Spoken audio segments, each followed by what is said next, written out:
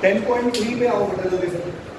देखो this is your question number 17। कौन सा क्वेश्चन? मैं देख लो कंप्लीट आ रहा है यहाँ से या ऊपर सही है आ रहा है। क्वेश्चन नंबर 17 देखना। ये प्रूव करना है कि these are the vertices of the right angle triangle. ठीक है, फॉर्म्स दी वर्टिसेस, यानी जो कोऑर्डिनेट्स दे रखे जो सॉरी जो वेक्टर्स दे रखे हैं ना, A vector B vector C vector, जिसको आप एज्यूम कर रहे थे, वो इसके वर्टिसेस के क्या एक तरह से पोजीशन वेक्टर्स है। यानी यहाँ पर आप ये कह सकते हैं कि ए वेक्टर दे रखा है कितना, मतलब ए का position vector 2i cap minus J cap plus K cap. B vector का बेटा पोजीशन वेक्टर क्या गिवन है, i cap minus 3j cap minus 5k cap, और सी वेक्टर का दे रखा है 3i cap minus 4j cap plus 4k cap. यहां तक बात समझ आ गई। अब आपको ये प्रूव करना है कि राइट एंगल ट्राइंगल के वर्टिसेस हैं। तो सबसे पहले तो एक चीज देखो यहाँ पर कि हमें यहाँ पे करना क्या है, मतलब ये पॉइंट्स दे रखे हैं, ये ट्राइंगल तो आप बनाओगे नहीं, ऑब्वियसली बात है, हमें नहीं पता ना कि राइट एंगल ट्राइंगल अभी है या नहीं, हमें तो प्रूव करना है, हमें तो फाइनली प्रूव करके लाना है कि भाई 90 बन रहा है। कौन से वर्टेक्स में बन रहा है ये नहीं पता अभी, और ये भी अभी कंफर्म नहीं कि बन ही रहा है कि नहीं बन रहा है। बताओ नहीं आया तो कह देंगे भाई these are not form the triangle, sorry not form the right angle triangle. ठीक है, ऐसा भी कह सकते हैं। तो हमने क्या किया, ए पॉइंट बी पॉइंट और सी पॉइंट तीनों पॉइंट इसमें लिख लिए। बोलो ए पॉइंट क्या लिख सकते हो बेटा कोऑर्डिनेट के हिसाब से 2, बी पॉइंट बताना 1 और सी पॉइंट। तो सबसे पहले कौन सा वेक्टर निकालोगे, ए बी वेक्टर, सही देख लो। फिर कौन सा वेक्टर निकालोगे, अगर जब ए बी निकल जाएगा तो उसका लगे हाथ क्या निकाल देना, मैग्नीट्यूड। बी सी जब निकल जाएगा तो फाइनली उसका क्या निकाल लेना, और ऐसी बेटा एक सी ए वेक्टर भी निकाल लेना, उसका भी क्या निकाल लीजिएगा, मैग्नीट्यूड। समझ में आ रहा है? तीनों के मैग्नीट्यूड निकालने के बाद किसी भी दो स्मॉलर के स्क्वायर का सम तीसरे के स्क्वायर के बराबर आ गया तो क्या हो जाएगा, ये राइट एंगल ट्राइंगल। एक बार इसको खुद से ट्राई करो, स्टार्ट करो। चलो भाई इधर ध्यान दो, बोलो भाई 1 माइनस 2 कितना, माइनस आई क्या बोलिए यहाँ है ना, माइनस 3 प्लस 1 कितना हो जाएगा, minus 2j cap minus 6k cap. यार इसका मैग्नीट्यूड बताओ जल्दी से,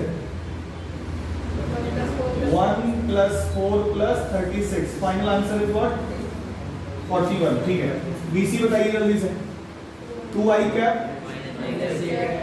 minus j cap plus 9k cap. पक्का कुछ डाउट तो नहीं है? चलिए जरा देखिए कितना आ रहा है, अंडर रूट 4 प्लस 1 प्लस कितना आया, ना मुझे लग रहा है कुछ गड़बड़ है, पॉइंट्स का कुछ गड़बड़ 110%। आप लोग गलत बता रहे हो, पॉइंट्स मुझे लग रहा है गड़बड़ बता रहे हैं।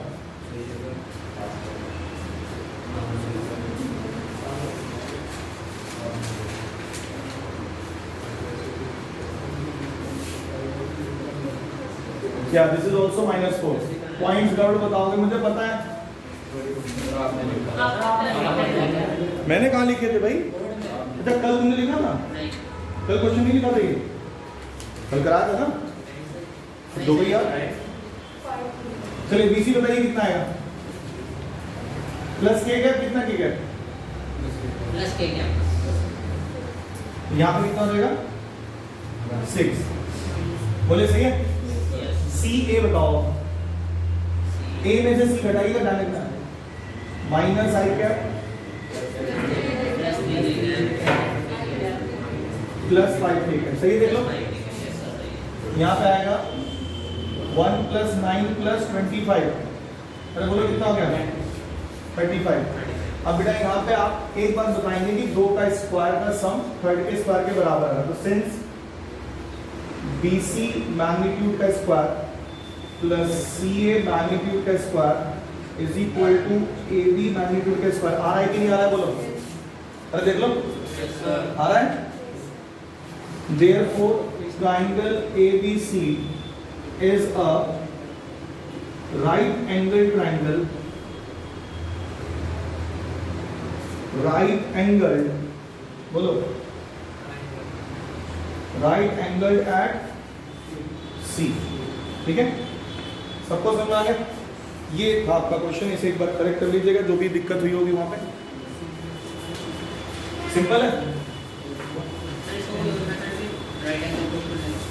राइट एंगल, देखो ट्राइंगल के अंदर ना हम सबसे जो प्रूफ करने का मेथड है ऑब्वियसली बात है, इक्वेशंस निकाल के भी कर सकते हो, है ना। लेकिन अभी हमें 3D में स्ट्रेट लाइन नहीं पढ़ा रही, तो अभी उस पर नहीं जाना है। और सबसे simple cheap and best method होता है डिस्टेंस निकाल लो, और जो बचपन में पढ़ा था 10th क्लास में उसको लगाओ, 9th-10th में जो पढ़ा था उसको लगाओ, अपने आप आ जाएगा। ठीक है, तो हम भी बेसिक से चलो, ये सबसे बेस्ट तरीका है। आ जाए क्रॉस प्रोडक्ट में, हेडिंग डालिए cross product of two vectors. अभी बातें नहीं करो प्लीज, हेडिंग डालिए क्रॉस प्रोडक्ट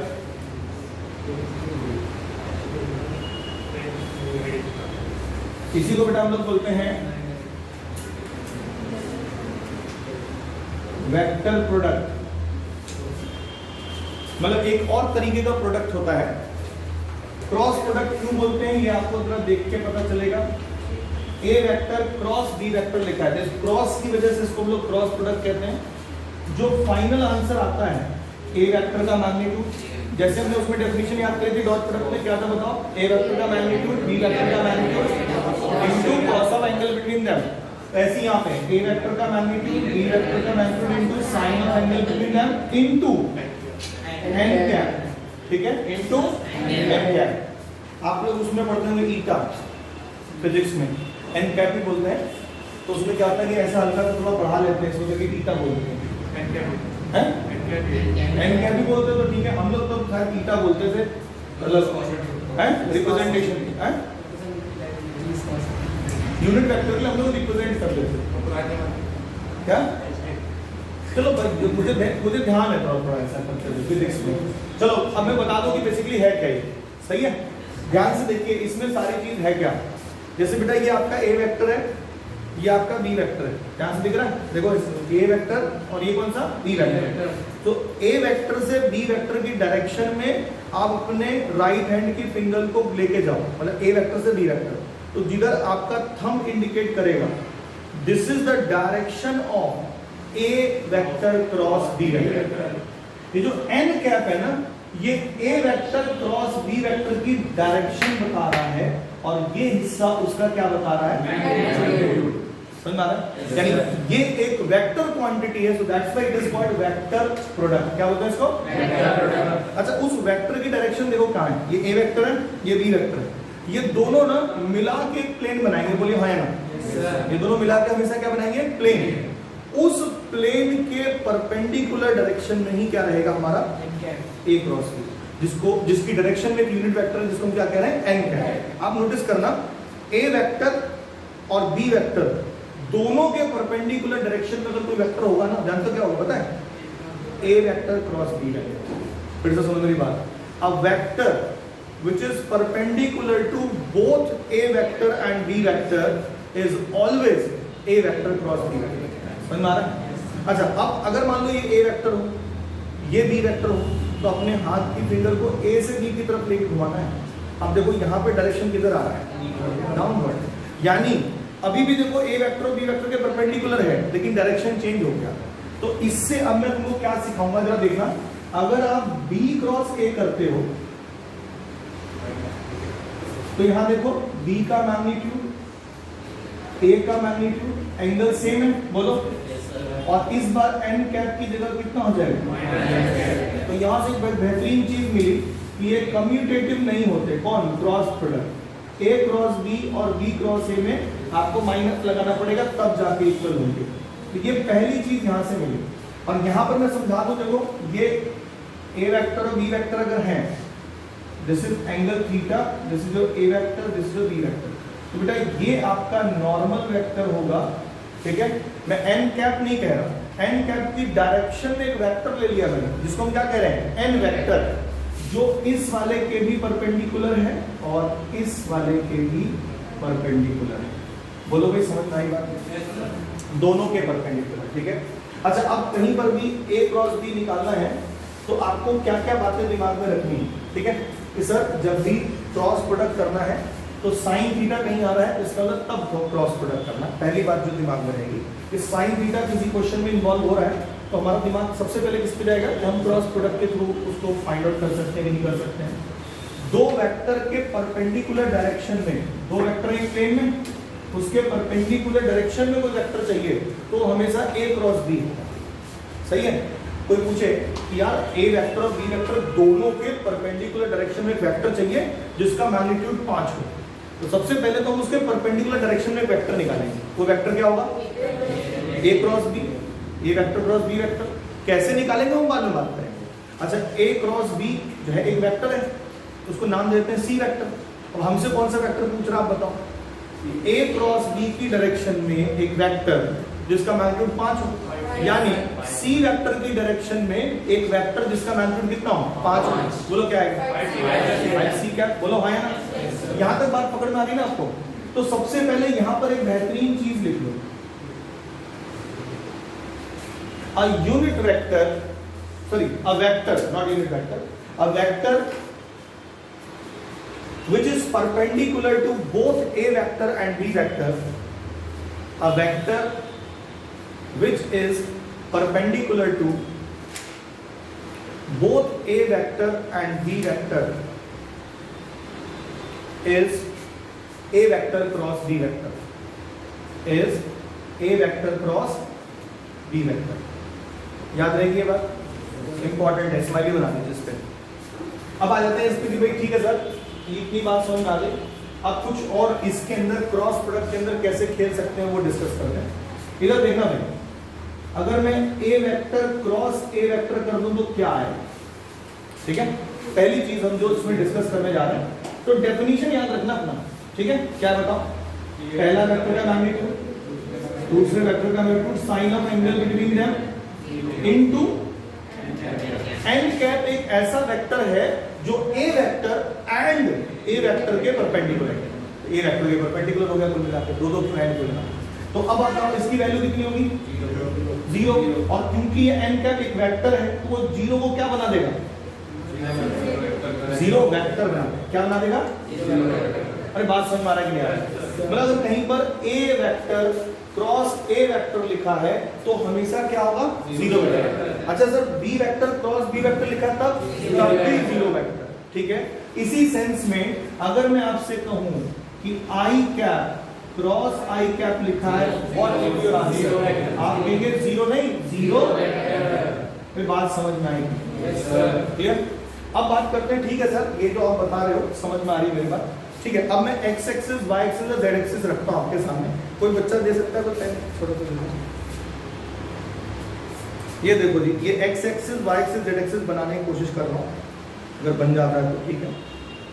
देखो भाई एक x एक्सिस, ये y एक्सिस, ऐसे रख लें, मेरे को x एक्सिस ये सही दिख रहा है, ये y एक्सिस है, z एक्सिस, ठीक है। आप भी देख लो इसी हिसाब से। अब मैं आपके सामने रखने जा रहा हूं आई कैप क्रॉस जे कैप, ठीक है। तो आप अपना राइट हैंड, अब मेरा लेफ्ट हैंड होता तो सही रहता, आप अपना राइट हैंड जो है इसके हिसाब से जरा देखिए, आई कैप यानी एक्स एक्सिस की डायरेक्शन से राइट हैंड को जे कैप की डायरेक्शन में लेके आओ, और अंगूठा देखो किसकी डायरेक्शन में इंडिकेट कर रहा है, के कैप, देखो के कैप की डायरेक्शन या जेड एक्सिस की डायरेक्शन, कौन सा ज्यादा सही रहेगा, वही जेड एक्सिस की। तो z एक्सिस की डायरेक्शन, अच्छा ठीक है। तो अभी मैं आपके सामने लिख रहा हूं, इसको दिमाग में रखिएगा, मैं तो लिख रहा हूं उसको देखना, आई कैप क्रॉस जे कैप, समझ आ रही बात। अच्छा अब आप इसे देखें, सर आई कैप मतलब ये, क्रॉस जे कैप ये, मतलब राइट हैंड के फिंगर को इधर से इधर हाथ घुमाएंगे। अच्छा तो आएगा क्या, पहले का मैग्नीट्यूड बोलिए, दूसरे का magnitude into sine of angle between them, बोलो कितना एंगल 90 है, इनटू एक ऐसा वेक्टर जो इन दोनों के क्या हो, परपेंडिकुलर। और कौन सी डायरेक्शन में, z एक्सिस की डायरेक्शन में एक यूनिट वेक्टर बताना है। बताओ तो वो तो रटा है, k कैप होता है। अरे बोलो सही है। और अब आप देखना इसकी वैल्यू बेटा कितना 1, इसकी भी 1, sin 90 भी 1, और ये k cap overall it is what, k cap. तो आगे से हम इस पर डिस्कशन नहीं करेंगे, हम लोग इसको डायरेक्ट याद रखेंगे कि i cap cross j cap. जैसे ये x एक्सिस, ये y एक्सिस, तो देखो i से j की तरफ लाओ, फिंगर किधर दिखा रहा है अब, यानी पॉजिटिव z एक्सिस की डायरेक्शन में यूनिट वेक्टर। अब कभी बाय चांस ऐसा हो कि ये j cap cross i cap कह दिया, तो हाथ आप j कैप से i कैप की तरफ लेके जाओगे, तो देखो उनका किधर जा रहा है, नीचे की तरफ। तो ये माइनस k कैप दिखाएगा, यानी j cap cross i cap should be equal to what. तो इसको हम लोग याद करने के लिए क्या करते हैं कि ज्यादा जोर नहीं डालते दिमाग में कि ये बार बार नहीं करना है। आप हमेशा एक साइक्लिक ऑर्डर बना लीजिए, ठीक है। कैसे, पहले i कैप है, फिर j कैप, फिर दोबारा क्या आएगा i कैप। तो इस सीक्वेंस में प्रोडक्ट हो रहा है दो का, इस सीक्वेंस में प्रोडक्ट हो रहा है कि i cap cross j cap, तो कितना आएगा k कैप। तीसरा बात, अगर j cap cross k cap है तो कितना आएगा i cap, k cap cross i cap है तो j कैप। लेकिन अगर उल्टा हो, जैसे यहाँ हो गया i cap cross k cap, तो आंसर रिवर्स ऑर्डर में हुआ ना, तो ये आ जाएगा माइनस j। समझ में आ रहा है? इसको जरा एक बार नोट डाउन कर लीजिए फटाफट, जल्दी करो।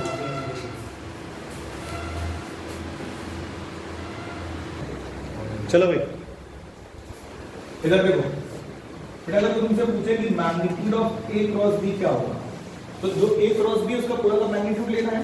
मतलब ऐसा कुछ कि मैग्नीट्यूड डाल देते हैं और a क्रॉस b की वैल्यू, a का मैग्नीट्यूड, b का magnitude, sine of angle between them into n। ये तो है।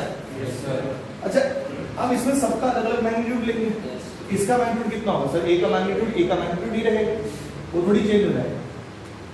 b का मैग्नीट्यूड ही रहेगा, और sin थीटा का मैग्नीट्यूड ही रहेगा। बोलिए तो अगर आपको पता है कि sin थीटा 0 से लेकर कहां तक, वही तक सब पॉजिटिव ही रहेगा। एग्री?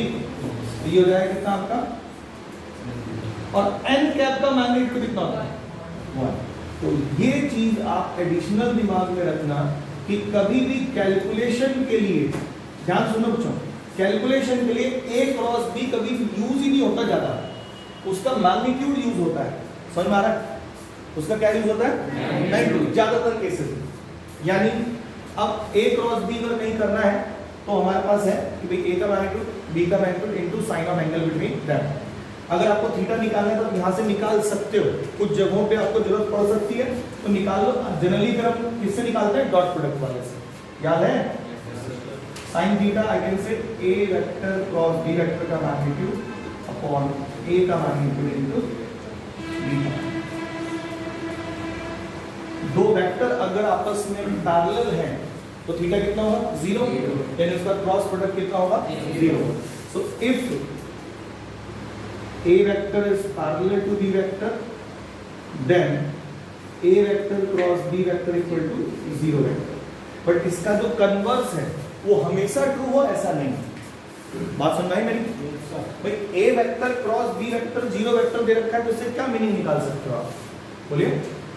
या तो a वेक्टर 0 हो, या b वेक्टर 0 हो, या दोनों 0 हो, और दोनों अगर नॉन 0 हैं तो a vector and b vector क्या होना चाहिए, सही है।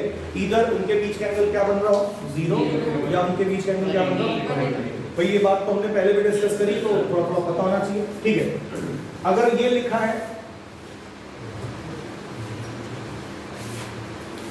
ठीक है, this is equal to 0 vector. अब बताइए what can you predict for A vector. A vector क्या हो सकता है,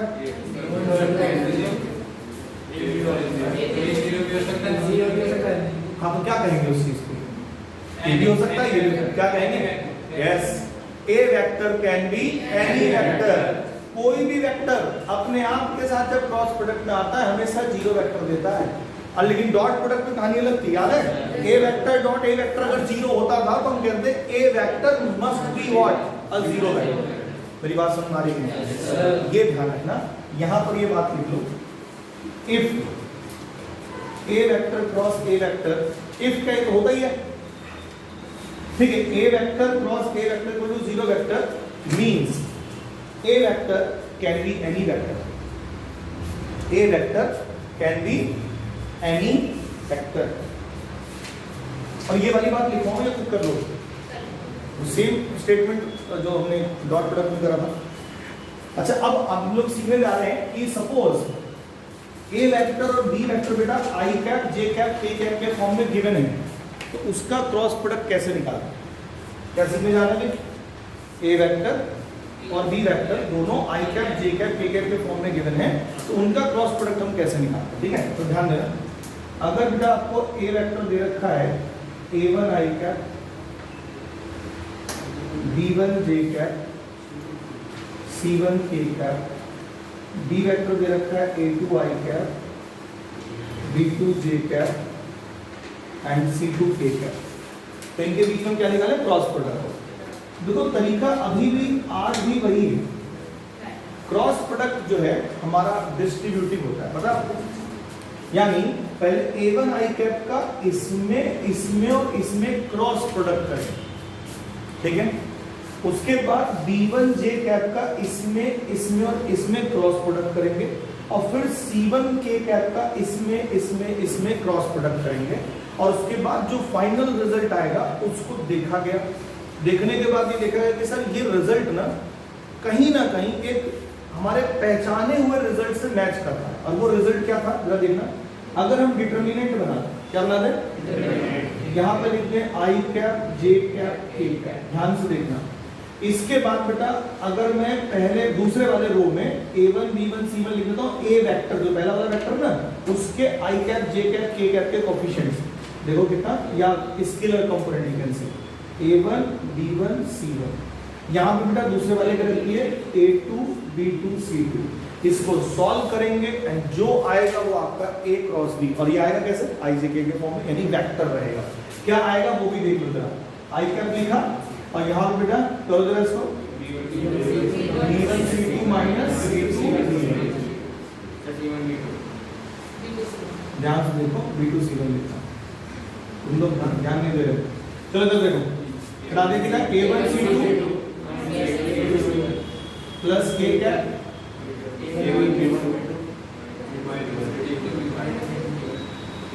समझ में आया सबको? अगर आप इसको डायरेक्ट क्रॉस प्रोडक्ट भी करोगे ना, मैं 120% श्योर हूँ यही आएगा। तो इसको निकाला गया कि ये तो बिल्कुल मैच कर रहा है, तो बेटर है कि वो ना करके टाइम जाएगा उसमें हमारा, ये करें हर बार और इजीली आपको आंसर मिल जाएगा। ठीक है, ओके, जल्दी करो।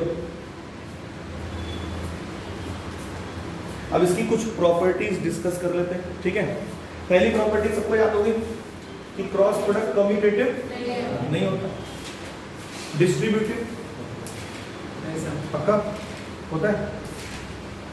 डिस्ट्रीब्यूटिव भी देखा था यार, ये डिस्ट्रीब्यूटिव प्रॉपर्टी से ही तो आया, कैसे कैसे आ जाता है, डिस्ट्रीब्यूटिव होता है। अब बात करते हैं कि स्केलर नंबर से अगर मैं वेक्टर में मल्टीप्लाई करूं, क्रॉस प्रोडक्ट में ऐसा कुछ है, मतलब बेटा कोई ऐसे कहे, देखिए ध्यान से, 3a vector cross product of 2b vector, मेरी बात समझ रहे हो? भैया स्केलर नंबर यहाँ भी एज इट इज अपने आप जैसे मल्टीप्लाई हुआ करते थे वैसे होंगे, लेकिन कितना हो जाएगा 6, और ये दोनों में खाली क्रॉस प्रोडक्ट होगा। अरे बात समझ में आई कि नहीं? तो ये है आपकी थर्ड प्रॉपर्टी। इसको एज अ प्रॉपर्टी हम नहीं करते हैं, इसको छोड़ देते हैं शायद, भैया उनको याद है तो क्यों खाना दूसरा प्रॉपर्टी, सही है। एक इंटरेस्टिंग बात, किसी भी रिलेशन में सपोज करो a वेक्टर भी गिवन है, b वेक्टर भी गिवन है और c वेक्टर भी गिवन है, मुझे ना a वेक्टर हटाना है वहां से, सिंगल a वेक्टर हटाना है, मतलब a वेक्टर हो तो डॉट प्रोडक्ट या क्रॉस प्रोडक्ट के साथ हो, किसके? b और c के साथ, है ना, अकेला a ना हो। तो बताइए उस एक्सप्रेशन में अगर मैं a वेक्टर से क्रॉस प्रोडक्ट करूं तो आप लोग एग्री करेंगे कि सर a वेक्टर और a वेक्टर क्रॉस प्रोडक्ट होते ही क्या हो जाएगा? मतलब अगर बेटा ये आपको दे रखा हो, ध्यान से मेरी बात समझना, ठीक है, ऐसा कुछ, और मैं चाह रहा हूं कि a वेक्टर सिंगल नहीं होना चाहिए, खत्म हो जाना चाहिए, अगर हो तो वो b वेक्टर या फिर c वेक्टर के साथ हो, अकेला नहीं होना चाहिए। तो बोलो कितने लोग एग्री करेंगे कि सर अच्छा a वेक्टर को अकेले के लिए हटाना है, तो a वेक्टर से क्रॉस प्रोडक्ट मार दो। बोलो कर सकते हैं क्रॉस प्रोडक्ट? आप कहेंगे सर इससे क्या होगा, देखो अभी। हाँ, क्रॉस प्रोडक्ट करते समय एक बात का ध्यान देना, जो हम लोग मैट्रिक्स में ध्यान देते थे कि जो हमने प्री मल्टीप्लाई करा है ना, समझ रहे हो, वो राइट साइड में भी प्री मल्टीप्लाई होगा। समझ में आ रहा है? पोस्ट मल्टीप्लाई होता तो राइट साइड में पोस्ट मल्टीप्लाई होगा। समझ में आ रही है? ये ध्यान रखना, इसमें गलती हो जाती है कई बार। ए वेक्टर क्रॉस ए वेक्टर कितना हो गया, ए वेक्टर क्रॉस बी वेक्टर यहाँ आ गया, और ए वेक्टर क्रॉस सी वेक्टर यहाँ आ गया। बहुत बढ़िया बढ़िया चीज सिखाऊंगा मैं आपके यहाँ, और यहाँ कितना देगा। अब मैं आपको क्रॉस प्रोडक्ट और डॉट प्रोडक्ट में दो ऐसे बेहतरीन क्वेश्चन कराने वाला हूँ, ठीक है, जो बेसिकली देखा जाए तो बोर्ड पॉइंट ऑफ व्यू से उतने इंपॉर्टेंट नहीं है, but competition point of view से बहुत इंपॉर्टेंट। और सारी बातें आपकी मैंने फर्स्ट लेक्चर जब हमने पढ़ा था टाइप्स ऑफ वेक्टर्स, उसमें ही डिस्कस करा हुआ है। और क्रॉस प्रोडक्ट के इक्का दुक्का छोटे मोटे रूल रेगुलेशन पढ़ेंगे, और हमारा ये टॉपिक जो है समझाने वाला पार्ट खत्म हो जाएगा। तो मैं चाह रहा हूँ एक क्वेश्चन लिख लो तुम पहले, ठीक है, लिखो। In triangle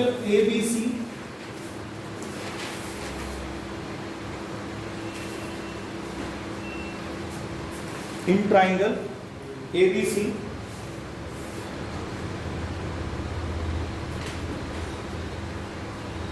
prove that sin A upon small a, sin B upon small b, sin C upon small c। याद है इसको क्या बोलते हैं, किसी को याद है? Where small a is equal to magnitude of BC vector, small b is equal to magnitude of CA vector, and small c equal to magnitude of AB vector। ये क्वेश्चन है। मैं थोड़ा सा क्वेश्चन को आपके समझने के हिसाब से थोड़ा चेंज किया है, नहीं तो खाली भी बोल सकता था कि बाय यूजिंग वेक्टर, ठीक है, prove that, prove sine rule या डिराइव साइन रूल, कि डिराइव करो। तो साइन रूल आपको याद रहना चाहिए, ठीक है। क्या रहा है इसमें, साइन। अब सुन लो, साइन रूल डिराइव करना है, कोसाइन रूल डिराइव करना है, हेरॉन्स फॉर्मूला डिराइव करना है, या कोई और जो 9th और 10th में आपने 11th में पढ़े हैं ना डेरिवेशन, सारे के सारे डेरिवेशन वेक्टर से प्रूव होते हैं। साइन ए प्लस बी, तब sign A cos B plus cos A sine B कहाँ से आता है, वेक्टर से प्रूव कर सकते हो। समझ में आ रहा है? 10a plus B equal to 10a plus 10b upon 1 minus 10a 10b कहाँ से आ सकता है, वेक्टर से प्रूव कर सकते हो। Heron's formula, area of triangle ABC equal to under root s minus a s minus b s minus c, ये भी कहाँ से आता है, वेक्टर से प्रूव कर सकते हैं। कोई भी फॉर्मूला आप अगर 9th में देखना, आपको हेरॉन्स फॉर्मूले का प्रूफ कहीं नहीं मिलता, क्योंकि इसको प्रूव ही वेक्टर से सबसे पहले करा जाता है, फिर उसके बाद बाकी कोई मेथड बाद में सीखोगे इन ग्रेजुएशन और आगे तो बात अलग है। 12th लेवल तक जब तक आपकी स्कूलिंग है तब तक केवल एक वेक्टर ही ऐसा है जिसमें आप सारे ट्राइंगल, क्वाड्रिलेटरल, जितने भी टर्म आपके 9th और 10th में यूज हुए हैं, उन सब के प्रूविंग आप इससे कर सकते हो। जैसे कि भाई एक इक्विलेटरल ट्राइंगल है, उसमें जो एल्टीट्यूड है वही मीडियन होता है, कैसे प्रूव करोगे, इससे कर सकते हो। प्रूव करोगे in isosceles triangle median and altitude both are same, ठीक है, सबका सब किससे होगा, वेक्टर से। अब इसको कैसे करेंगे वेक्टर से, पहले बताओ इसमें जो इस्तेमाल होने वाला रूल है वो डॉट प्रोडक्ट होगा या क्रॉस प्रोडक्ट, कैसे पकड़ना है, साइन से। अब देखो मैं कर रहा हूं, आप प्लीज कुछ लिखना मत, पहले 10 मिनट या 5 मिनट जो भी समय लगेगा बिल्कुल ध्यान से देखिएगा मैं क्या समझाने वाला हूं। सर ये लो ABC वेक्टर, और इसमें कई चीजें हाइड है, छुपी हुई है। ये AB वेक्टर मान लेते हैं, ये BC वेक्टर, ये CA वेक्टर, तो बोलो कौन सा A वेक्टर होगा, समझ में आ रहा है? ये कौन सा वेक्टर होगा, एग्री? कितने लोग इस बात को समझ गए कि सर आपने शायद पहले क्लास में बताया था कि अगर ऐसा कुछ बना हुआ है ना, तो इन ट्राइंगल ABC हमें पता है A vector plus B vector plus C vector, बोलो हाँ या सही है। अगर मैं इस A की बात कर रहा हूं ना, ठीक है, इस A की बात कर रहा हूं, तो साफ साफ पता चल रहा है कि A वेक्टर कहीं ना कहीं B वेक्टर और C वेक्टर के एंगल के फॉर्म में नजर आ रहा है, जबकि एक्चुअल में नहीं है। अगर आप देखेंगे तो इसको बढ़ाएंगे अगर हम, है ना, इसको मैं बी वेक्टर कहूंगा और ये वाला एंगल कितना बैठेगा, एग्री और नॉट, यानी बी वेक्टर और सी वेक्टर के बीच में एंगल कितना है। अब बताओ ये बात बताइए कि नहीं बताइए। तो अगर मुझे साइन ए के लिए प्रूविंग चाहिए तो साफ साफ पता चल रहा है कि सर मुझे ना अगर ए एलिमिनेट करें तो फिर क्या क्या मिलेगा, बी और सी वाला आइटम, बी एलिमिनेट करेंगे तो क्या क्या मिलेगा, ए और सी वाला। तो मैं क्या करूं, ए को एलिमिनेट कर रहा हूं, ठीक है। तो taking cross product of A in both the side, क्या लिख रहे हैं, टेकिंग, आप लिखना नहीं, taking cross product of A in both the sides. जरा देखना, A vector plus B vector plus C vector is equal to कितना हो जाएगा, is equal to A vector cross 0। अच्छा ठीक है, इधर कितना है, A cross A plus A cross B A cross C equal to 0। अच्छा खेल देखना, क्रॉस प्रोडक्ट में जब भी हम खेलते हैं ना तो दो पेयर में खेलते हैं, एक ये हो गया एक ये, तो खत्म ही हो गया। इसको लिख सकते हैं 0 vector plus A vector cross B vector plus A vector cross C vector equal to 0 vector. अब एक किसी को इधर भेज दो, किसी एक को, और एक को इधर रहने दो, एक क्रॉस प्रोडक्ट यहां रहने दो और एक क्रॉस प्रोडक्ट बेटा इधर भेज दिया, एग्री और नॉट, समझ में आ रहा है। एक क्रॉस प्रोडक्ट यहां रहने दिया, एक को इधर भेज दिया। अगर ये दोनों बराबर हैं तो ये बराबर होगा A cross B must be equal to C cross B। और इसमें कभी भी क्रॉस प्रोडक्ट में जब भी खेलना है तो क्रॉस प्रोडक्ट में खेलना ही नहीं होता एक्चुअल में, किसके साथ खेलना होता है, उसके मैग्नीट्यूड के साथ। अगर ये दोनों बराबर है तो इसका मैग्नीट्यूड भी बराबर होगा, बोलो हाँ या ना।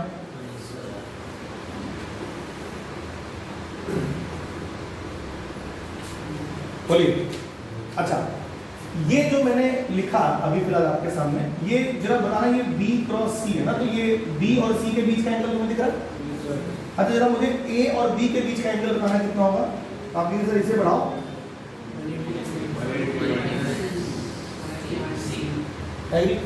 हाँ तो कोई बोले कि C और A के बीच का एंगल बताओ।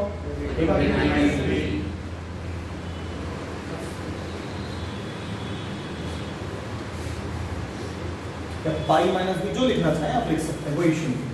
समझ में आ रही बात। अब आप बताना, इसको मैं ओपन करने जा रहा हूं मैग्नीट्यूड के हिसाब से, अभी सिखाया थोड़ी देर पहले, बोलो क्या लिखोगे, पहले का मैग्नीट्यूड कितना है, करेक्ट लिखते ना, दूसरे का magnitude, angle between them, sine of angle between them, A vector और बी वेक्टर के बीच का एंगल साइन 180 माइनस सी, अरे बोलो, और एन गैप का मैग्नीट्यूड तो 1 लिखने की जरूरत नहीं है। बोलो यहां पे क्या है,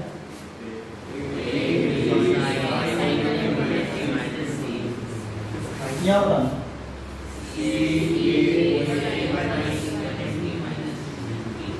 एग्री। साइन 180 माइनस थीटा कितना होता है पता है, साइन थीटा, ये हो जाएगा KB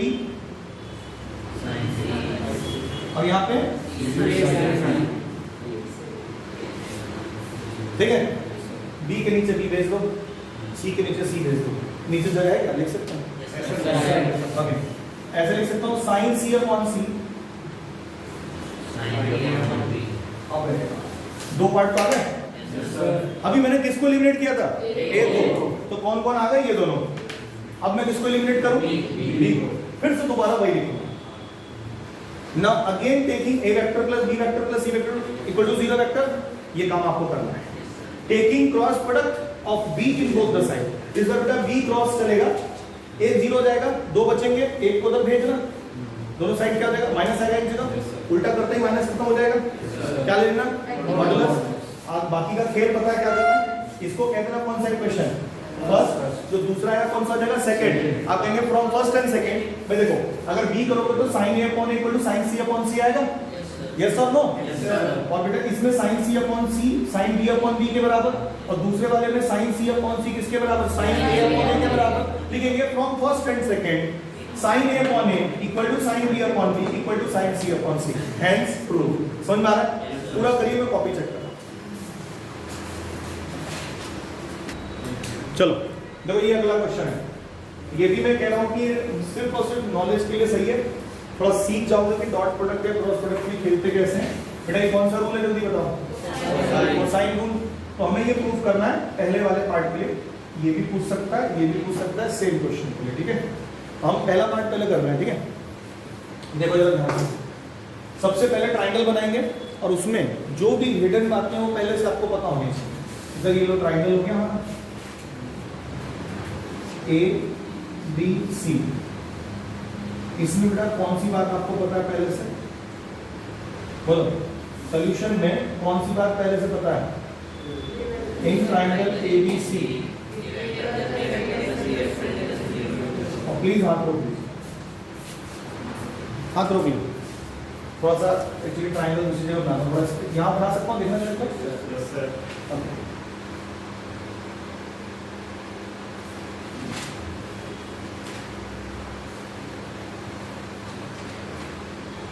चलो बताओ, सिर्फ A vector, B vector and C vector. A vector, ये जो कैपिटल ए है, अगर देखा जाए तो किस किस वेक्टर के बीच में एंगल की बात कर रहा है? बी वेक्टर और सी वेक्टर। लेकिन एक्चुअल में बी वेक्टर और सी वेक्टर के बीच का एंगल ए नहीं, कितना है बताओ? ये बात तो सबको समझ में आ रही है? सर ये 180 डिग्री माइनस ए, ना कि ए। तो ले दे के 180 माइनस ए को तो ए में बदला जा सकता है, बोलो है ना? तो हमें ना कंसंट्रेट करना है कि सर यहाँ पे एक तो कॉस यूज हो रहा है, तो इसका मतलब यहाँ पे डॉट प्रोडक्ट होगा, और उस डॉट प्रोडक्ट में बात हो रही है, अब फिर तुम लोग लिखने लगे, उस डॉट प्रोडक्ट में बात हो रही है angle between B vector and C vector. अभी कल मैं आपको पढ़ा रहा था डॉट प्रोडक्ट में क्वेश्चन, याद करो, a dot B plus B dot C plus C dot A जब निकालते हैं तो हमारा दिमाग किस में जाता है हमेशा? Magnitude of a vector plus b vector plus c vector के होल स्क्वायर, याद है? उसी टाइम में बता रहा था कि ये एक ऐसा क्वेश्चन है, कल का पहला स्टेटमेंट ही मेरा ये था, इसलिए वीडियो में कल का मेरा पहला स्टेटमेंट ये था। क्या था बताओ? कि सर ये जो क्वेश्चन मैंने दिया है इसमें दो बातें पूछता है, जिसमें a vector b vector c vector के मैग्नीट्यूड पता हो, और क्या पता हो? a vector plus b vector plus c vector equal to 0 vector. तो उसमें दो ही तरह के क्वेश्चन बनते हैं। पहला, a vector dot b vector plus b vector dot c vector plus c vector dot a vector निकाल दो, जो कि हमारा माइनस तीनों के स्क्वायर का सम डिवाइड बाय 2 आता था। और दूसरा, किसी भी दो वेक्टर के बीच का क्या निकाल दो? एंगल। बोलो हाँ या ना? तो फिलहाल अभी हमें यहाँ पर अगर हम अपने क्वेश्चन के हिसाब से देखें तो मुझे किसके किसके बीच का एंगल चाहिए? b वेक्टर और c वेक्टर। मैंने बोला था b वेक्टर और c वेक्टर के बीच का एंगल चाहिए अगर, तो आपको a वेक्टर वहां से क्या करना पड़ेगा? एलिमिनेट वाला हटाना, वहां से हटाना पड़ेगा, तो वहां से हटा देते हैं। अभी वहां रोकना लिखना नहीं। अगली लाइन में बेटा क्या मैं ये लिख सकता हूं?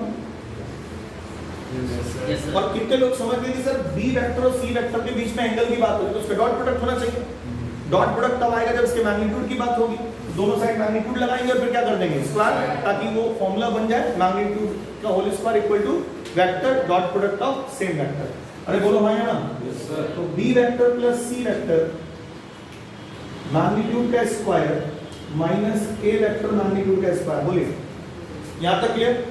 क्या हो गया? चल तो रहा है? किसे इधर करना है? अच्छा ठीक सही है।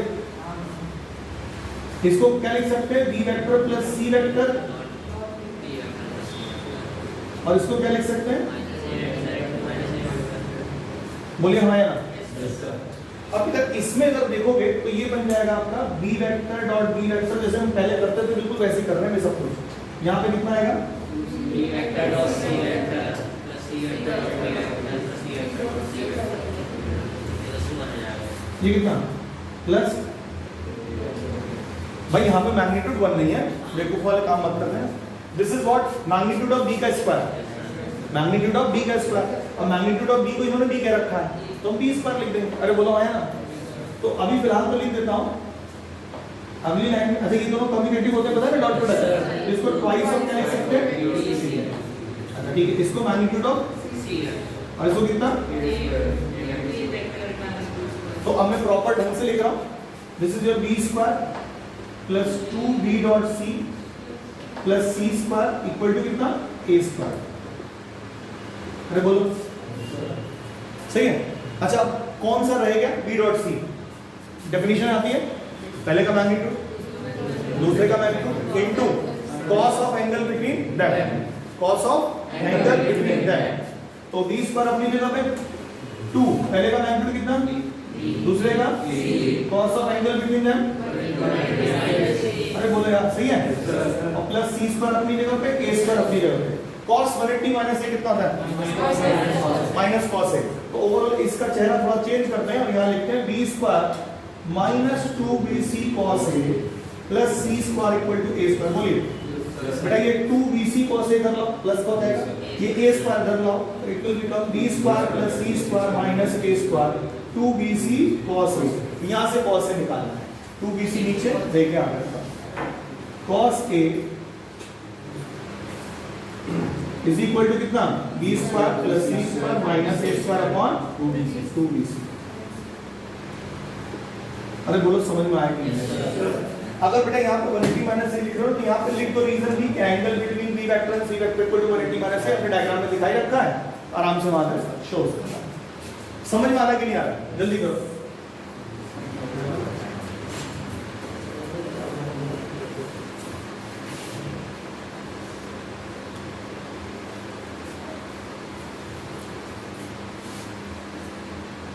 हो गया यहां तक? हटा दो इसे।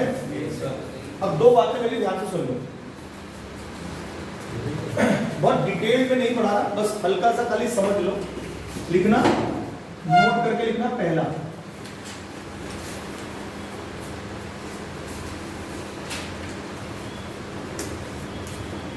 एरिया ऑफ ट्राइंगल, ऐसे एरिया ऑफ ट्राइंगल एबीसी, कोई भी ट्राइंगल है उसका एरिया निकाल रहे हैं तो ये मैं प्रूफ भी कराऊंगा आपको। हाफ इंटू बेस डिवाइड होता है। यहां पर आता है कि अगर एक साइड ए वेक्टर है, एक साइड बी वेक्टर है, रिप्रेजेंट कर रही है, तो ए क्रॉस बी का मैग्नीट्यूड निकालो और हाफ करो। कितना होता है? Half of A cross B का मैग्नीट्यूड। अब मैं सिखा रहा हूं तुमको जो चीज की भी, ए किसको कहेंगे, बी किसको कहेंगे, क्योंकि इसमें कंफ्यूजन हो जाती है कई बार बच्चों को। ठीक है, ध्यान से सुनो भाई। अगर बेटा आपको कहीं ट्राइंगल दे रखा है और ट्राइंगल में क्या कह रखा है कि ए पॉइंट है, बी पॉइंट है, सी पॉइंट है, क्या कह रखा है? A point, B point, C point, मतलब ये ट्राइंगल है। तो ट्राइंगल में इनिशियल पॉइंट होना जरूरी है, सेम इनिशियल पॉइंट, मतलब this is your A vector and this is your B vector. मतलब इनिशियल पॉइंट फिक्स करके ए वेक्टर और बी वेक्टर लेने हैं दो। क्रॉस प्रोडक्ट किया कौन से तरीके से? वो डिटरमिनेंट वाला आईजे के उसका मैग्नीट्यूड निकाला, हाफ किया, एरिया ऑफ ट्रायंगल एबीसी आ। सर अगर मान लो ये ना दे के ऐसे दे रखा हो, ये कैपिटल ए है, ये कैपिटल बी है, capital C, capital A point दे रखा है, कैपिटल बी पॉइंट दे रखा है, कैपिटल सी पॉइंट दे रखा है, तब हम क्या करेंगे? सुनो, एक पॉइंट को इनिशियल पॉइंट मान लेना। अब आपको कौन कौन से वेक्टर निकालने हैं? ए बी और कौन सा? समझ आ रहा है? तो area of ABC triangle must be equal to half AB cross AC। कुछ बच्चे मेरे से ये पूछ सकते हैं कि सर अगर मैंने B को इनिशियल पॉइंट मान लिया तो फिर BA और BC हो जाएगा, तो क्या सेम आंसर आएगा? बिल्कुल सेम आंसर आएगा। आप इसको ऐसे भी लिख सकते हो बेटा, हाफ BA क्रॉस BC, और इसी को आप हाफ CA क्रॉस CB भी लिख सकते हैं। एरिया ऑफ ट्रायंगल सबको समझ में आ गया कैसे निकलेगा? ओके, अब बेटा आते हैं क्वाड्रिलेटरल। दूसरे नोट में लिखना, ये पहले नोट में दोनों डायग्राम बना लीजिए और आपको बस इतनी बात याद रखनी, कहां से आया, कैसे प्रूव कर रहा है, वो मैं आपको 1 सेकंड में सिखा दूंगा। ठीक है, तो टाइम कम है, मैं चाह रहा हूं समझाने वाला काम हो जाए, कल से मेरा क्वेश्चंस करेंगे। हाँ जी बोलो, क्या कह रहा था मैं? क्वाड्रिलेटरल। बेटा इसमें ध्यान से देखो, अगर ये ABCD है तो भाई साहब ये ए वेक्टर मान लो और ये बी वेक्टर, यानी इनिशियल पॉइंट यहां पर भी सेम होना जरूरी है। तो इसका एरिया निकलेगा, area of ABCD must be equal to A vector cross B vector का मैग्नीट्यूड। समझ में आ रहा है? A vector cross B vector का मैग्नीट्यूड। अच्छा, अब इसमें बेटा अगर मान लो तुमसे कोई बोले कि सर ABCD के पोजीशन वेक्टर दे रखे हैं, तब क्या निकालना है? अब बोलो, मैं जो बताना पड़ेगा खुद बता लोगे। बोलिए क्या कहोगे? AB क्रॉस बी निकाल रहे हो, बी के हिसाब से निकाल रहे हो तो क्या लिखोगे? BC cross DA। C vector को इनिशियल मान रहे हो तो क्या लिखोगे? CB cross CD। कर लोगे इसको? चलिए, जो यहां तक नोट करके रखो, तो हम लोग कल से स्टार्ट करेंगे क्वेश्चन करना। कल आपकी टाइमिंग है 1 से 3। Thank you.